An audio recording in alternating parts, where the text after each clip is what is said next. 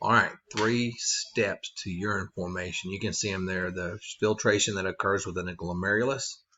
Then the filtrate is acted upon in the proximal convoluted tubule and the loop there for this reabsorption. And then in the distal convoluted tubule and the collecting tubule or collecting duct, there is an area for tubular secretion. So filtration is done by pressure. It's all about blood pressure and such. So the fluid is pushed out of the blood and it goes into the capsular space of the glomerular capsule or the Bowman's capsule, same thing. And that when it leaves the blood and it moves into that, you now refer to it as filtrate. How does it work and such? Why does that get filtered right there? The glomerulus has a very large surface area, if you will, and with the capillaries and such, so you move a lot of blood and fluid through there real fast and such. The capillaries, since they're a fenestrated type capillary, they're very leaky. If it's the plasma, it's crossing. If it's in the plasma, it's crossing as such. And then because of the difference in the afferent and efferent arteriole, you get a high pressure within the glomerulus itself.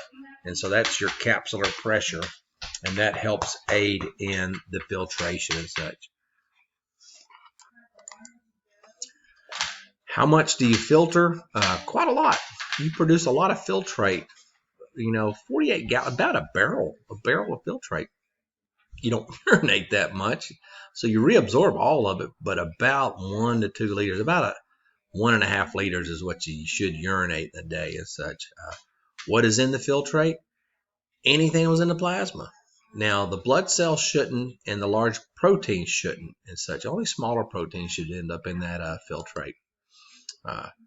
What's in there? Water, small proteins, glucose, ammonia, and other urea, nitrogenous waste and such. Vitamins, if they're water soluble, they're going to be in there. Your ions, sodium, potassium, chloride, calcium, and then any amino acids that might be in there and such. So, what affects this? Of course, it is all based off of blood pressure. So you have the blood pressure that is within the glomerulus and such. So this is a force pushing out. Then you have the fluid that is already in the tubule, and that's pushing back in. And then you have this pull as you remove all of the water from the blood, and as it's going out that efferent arteriole, there's no water there, but a lot of protein. So that's where proteins are, water follows. So it's a very big pull, trying to pull the fluids from the capsule back into the arteriole. So in order to get this to work, you have to have this pressure, and it's a pretty large pressure and such. And you can see how to calculate that. It needs to be about 45 millimeters of mercury or more. You don't want to go too high. Too high and you pop the thing. But if you drop below that 45 mark, then the kidney shut down. In your normal capillaries, like in your muscles and lungs and such, the blood pressure in there is about 30 millimeters of mercury. But in the kidneys, it's 45 is the magic number for kidneys. The GFR is how much filtrate is produced by both kidneys per minute. And you make about 125 mils per minute, which makes out to about 180 liters per day, which is about that 45 gallons and such. Your blood pressure goes down, filtration goes down. If your blood pressure gets too low, filtration stops. So if you had a glomerular blood hydrostatic pressure below 45, you would actually, the kidneys would no longer function. And so that is anuria. What keeps that pressure up, what keeps the flow up and such? Your body's normal blood pressure, and then the size of the afferent and the efferent arterioles has a lot to do with that. How does that work? Well, there is a auto-regulation, so it's just happening automatically with the kidneys, and they're constantly, these afferent and efferents are constantly constricting and relaxing all day long to deal with the fluctuations in your daily blood pressure. Your blood pressure doesn't stay rock solid all day long. So when your blood pressure goes up, it stretches the smooth muscles in the afferent, and when you stretch a smooth muscle, they respond by constricting. So when that afferent constricts, the lumen, the diameter of the vessel gets smaller, blood flow goes down, blood pressure goes down. As your blood pressure drops, there's not as much stretch, and so the smooth muscles in that afferent arteriole will relax. As they relax, the lumen increases, the diameter increases, blood flow increases. As blood flow increases, then the pressure within the glomerulus increases, and you have more filtrate formation. Second way is with the juxtaglomerular apparatus and such. So when your blood pressure is low, you're not making enough urine or filtrate. So the amount of filtrate in the tubes is less, and so there's less push against that afferent arteriole and that afferent, or the ascending arm of the loop. And so that then stops the release of a vasoconstrictive substance, which then causes the afferent arterioles to dilate. And then that dilation increases the pressure within the glomerulus. Sympathetically, you can get a sympathetic impulse to the kidneys. Really, that's that fight or flight, if you think about it. Little to no effect, really. There's some things that it will do. When you're sitting there and everybody's happy, when you're at rest, most all your vessels are kind of somewhat dilated. When there's a little bit of sympathetic stimulation, both afferent and efferent constrict the same, not too much change in your filtration rate. When you're really scared, when you have to go into that fight or flight, you really don't need, they just clamp down, and so you really don't produce any urine and such, and so that all leads to the production of angiotensin II, which then sets off that RAS system once again. That angiotensin II, when there is a decreased blood flow to the kidneys, it picks this up in that juxtaglomerular area, and it releases renin. Renin then goes to the liver, and it converts the angiotensinogen into an active form, angiotensin 1. And then the angiotensin 1 goes to the lungs, and in the lungs, angiotensin 1 acts as an enzyme, and it converts angiotensinogen 2 into angiotensin 2.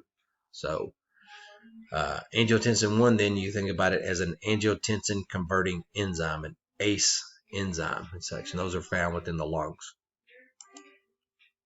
What does angiotensin 2? Vasoconstriction. Where? Everywhere. Body-wide vasoconstriction.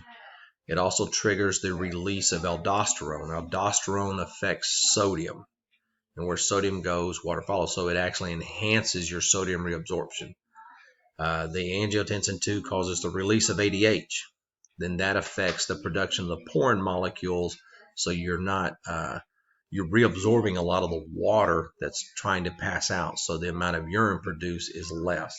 It activates your thirst centers in the hypothalamus to make you thirsty to take in volumes of liquid and such. All of this stuff and everything happens to do the one job of increasing your blood volume. And when you increase your blood volume, you increase your blood pressure. So as your blood pressure goes up, then it should kick into the urine production. That's what you hope for. If your blood pressure goes up too high, then the cells of the heart's atrium, the right atrium, will pick that up because there's too much stretch on the right atrium, and they will then release atrial natriuretic peptide, which will then cause your kidneys to lose sodium. And where sodium goes, water follows, so you'll lose water, blood volume will go down, blood pressure will go down, and also. Now the reabsorption, what gets reabsorbed? So you filtered, you had the filtrate, and it goes into the proximal convoluted tubule. And everything that you filtered that was in that plasma, the glucose, the amino acids, the proteins, you got to get all of that back in. The urea, which is the product of the ammonia going to the liver and the liver converting the ammonia to urea, you reabsorb some of that, not all of it. You want to get rid of a lot of that because that's a nitrogen waste, a nitrogenous waste. And then your other ions just depends. What does the body need and such, and it pulls those in. Now, water must be reabsorbed as well, but the only way we get water to move is to move ions. We only get water through osmosis. So we reabsorb solutes, and then that causes the water to osmose back in. If we lose solutes, then the water will osmose out. So the area of the nephron, the proximal convoluted tubule, they are cuboidal in shape, but on their surface they have villi, kind of like in the intestine, and then the villi have villi. So it's the microvilli, and that creates a fuzzy look, so a brush border you have right there. So that increases the surface area immensely, and that allows or aids in the reabsorption. What gets reabsorbed in there and everything? Sodium. Man, you pull a lot of sodium in, that causes you to pull a lot of water in. And it's done by a secondary active transport. And here's kind of how it works. So a cell has a top and a bottom, an apex and a basement. So it has an apical surface and a basilar surface. And on these cells that are lining this tubule, they have these sodium pumps, but they're on the bottom, on the basement. And they have channels, if you will, on the surface. So the sodium will move in through diffusion, simple enough. But the pumps at the bottom keep moving the sodium from the cell into the interstitial space. So it's always keeping the concentration of the sodium within the cell lower than what is in the tubule, so that the sodium is constantly diffusing into the cell. So that's these pumps on the bottom side, the basal side.